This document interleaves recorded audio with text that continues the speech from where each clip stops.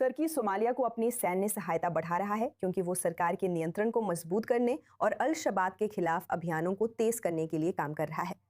Somali अधिकारियों के अनुसार तुर्की के F-16 लड़ाकू विमानों ने लोअर शबीले में करीब 35 अल शबाब लड़ाकों को मार गिराया।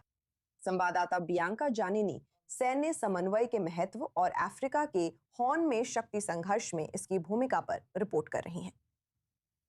खैर, हम अंकारा की ओर से एक दिलचस्प बदलाव देख रहे हैं जब बात सोमालिया के साथ उसकी सैन्य सहयोग की पारदर्शिता और संदेश देने की आती है, साथ ही क्षेत्र में उसकी सैन्य मौजूदगी की भी। जो हमने कल देखा वह वास्तव में अब तक की सबसे स्पष्ट सार्वजनिक रिपोर्ट थी जिसमें सोमालिया में तुर्की के F-16 के इस्तेमाल की बात सामने आई।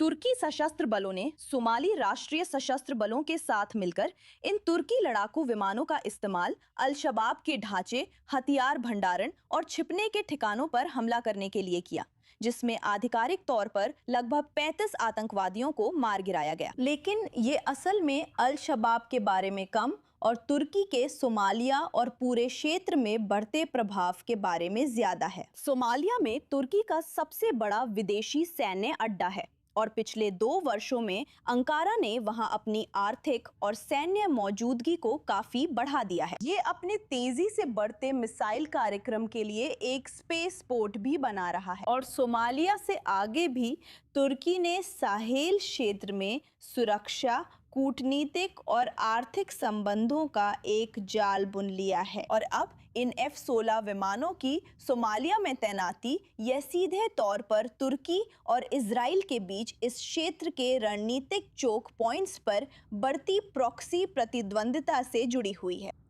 तुर्की के राष्ट्रपति रेचेप तैयप एर्दोआन ने बार बार इजराइल को एक साम्राज्यवादी विस्तारवादी खतरे के रूप में पेश किया है और मोगादिशु से इन F-16 विमानों को उड़ाना ये संदेश देता है कि अंकारा जरूरत पड़ने पर अपने देश से हजारों किलोमीटर दूर भी कार्रवाई कर सकता है और करेगा। अब दिसंबर में इजराइल संयुक्त राष्ट्र में सोमालीलैंड को मान्यता देने वाला पहला और एकमात्र देश बन गया। ये वही अलगाववादी क्षेत्र है जो पहले सोमालिया में था और तुर्की ने इसे अपने हितों, सोमालिया में अपनी निवेश और उस देश की संप्रभुता के लिए सीधा खतरा माना।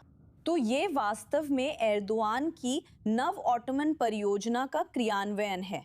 यही हम अभी देख रहे हैं और अंकारा की ओर से अब खुलकर यह स्वीकार किया जा रहा है कि तुर्की यही कर रहा है। ये खुद को मध्य पूर्व, उत्तरी अफ्रीका और दुनिया के कुछ सबसे महत्वपूर्ण व्यापार मार्गों पर एक सैन्य महाशक्ति के रूप में स्थापित करना चाहता है। तो सोमालिया में F-16 विमानों की ये कहानी जितनी दिखती है उससे कहीं ज्यादा है।